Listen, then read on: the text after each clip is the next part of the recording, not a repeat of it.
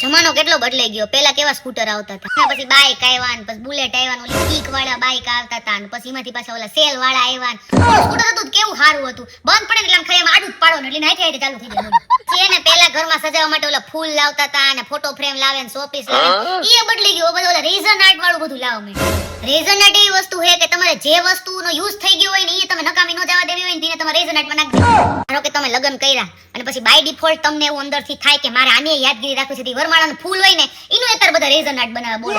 અને resin આર્ટમાં kitchen ને ફોટાની વસ્તુ ને બીજું કેટલું આવે. તમને છે ને આમ જોવો એટલે મજા આવી જાય, કેમ કે હોય જ એટલું ક્રિએટિવ. એવું તે સરસ મજાનું રેઝન આર્ટ ની કોઈ પણ વસ્તુ તમારે કરાવી હોય ને તો તમને એક સરસ મજાનો કોન્ટેક્ટ આપું છું, આયુષી પૂજારાનો.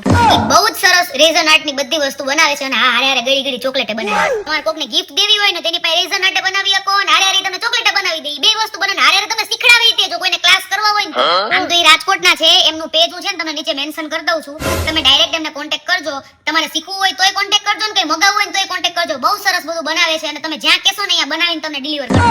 અને આ પેડ પ્રમોશન નથી, મને કોઈએ કીધું હોય ને બનાવ્યું હોય, અમારો ઓનેસ્ટ રિવ્યુ છે. મને વસ્તુ એની ગમી એટલે હું વિડિયો બનાવું છું. બહુ સરસ કામ કરે છે. તમારે લેવું હોય ને તો તમે છે ને પાક્કું એમના પેજમાં જજો અને મગાવી લેજો. રેઝન આર્ટમાં બાયડીને પૂરવી હોય તો પૂરી એકાઈ.